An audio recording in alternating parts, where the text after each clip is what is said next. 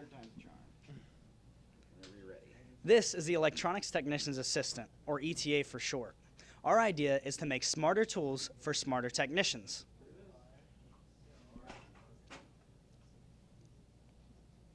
My name is Jonathan Woodall, and I'm the group leader of this project. I was mostly in charge of coding and schematic diagrams. This is my team. Hi, my name is Mason Lampkin. I was in charge of the circuitry, the general aesthetics, and the overall project management. My name is Daniel Green. I was in charge of 3D printing, design, and marketing. My name is Alex Vasquez, and I was in charge of construction, hardware, and troubleshooting. Originally, we came up with 3 ideas for the semester. We came up with an idea of a Roomba-style de-icer that would be made for driveways. We came up with our second idea was a pair of shoes that would generate power through the piezoelectric effect. And our third idea was a smart automated toolbox. Mason will go on and explain on what we decided on and improve on. Yeah, so as you can see, we went with the smart toolbox idea, and eventually it evolved into a automated workstation. So originally, our ideas consisted of LED indicated inventory system and the electromagnetic actuated drawers. Those were a couple of our initial projects with our toolbox, and then we went forward and evolved it into the workstation and added on things like the automated wire cutter, the NVR switch, the voice controlled assistant, and onboard PC, to name a few. And then these are the general ideas that we came up with as well. Next, Danny will talk about some of the problems that we encountered along the way. The problems we ran into when we were building our workstation ranged from simply powering our devices and then from 3D printed storages. Our main problem on our workstation was our electromagnets were getting too hot and required more heat dissipation. Along with this, we wanted to buy a toolbox that was coming from a third-party service, but sadly, while we tried to buy it, it disappeared off the market. Throughout all of these problems, we still had a lot of success, and John will tell you about our accomplishments now.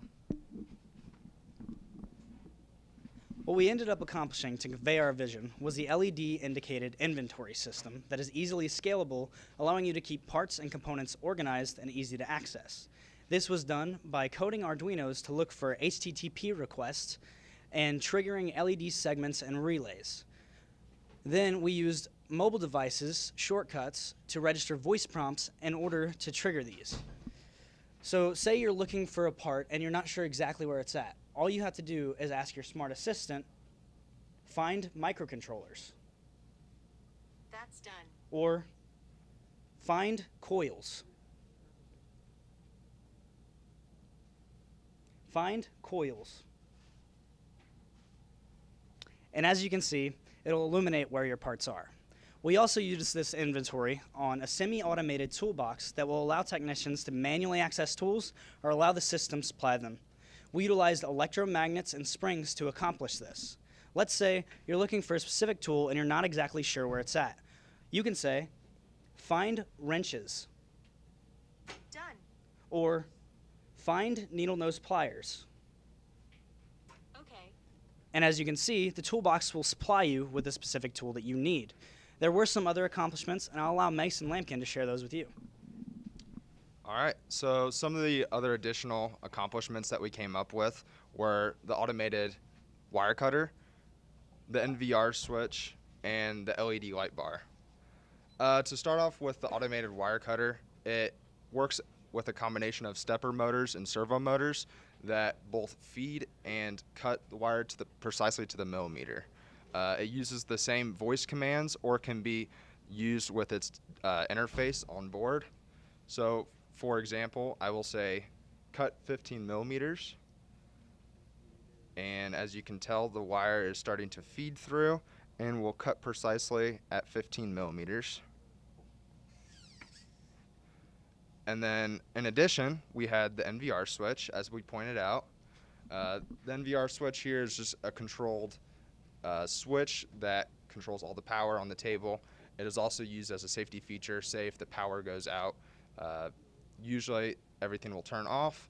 Once power is regained, everything will remain off until it is physically flipped again of course, with all these electronics and components up here, it's kind of a hazard if it just randomly appears whenever someone's not here. So this will allow for more safety and security. And down the line, we hope to eventually import a RFID authorized code onto it, which will allow only authorized users to have access to that. And then lastly, we have the LED light bar. It is a simple programmable LED little chip there that we have, and it will control different light modes. Very simple to code, just another one of our additions. And next, we'll have Alex and Danny talk about some of the future additions. One of the ideas I wanted to implement was a garage door. Originally, I made a model out of popsicle sticks that was, in the future, supposed to be printed with 3D printed. What we intended on was the garage door to automatically come up with an authorized trigger. Our project is far from finished. I'm sure with much time we could implement even more ideas.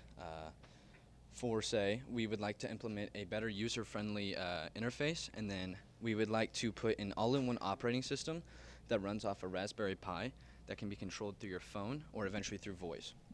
Another thing we would like to bring to life for our workstation would be a user tool tracking software. This would ensure that any tools a technician used while on a project would be returned to the workstation or returned to the technician. And John will finish it up from here. So far, we've been able to stay under budget, but with more funding and research, I believe we would be able to streamline this process as well as make it more user-friendly, as Danny was saying.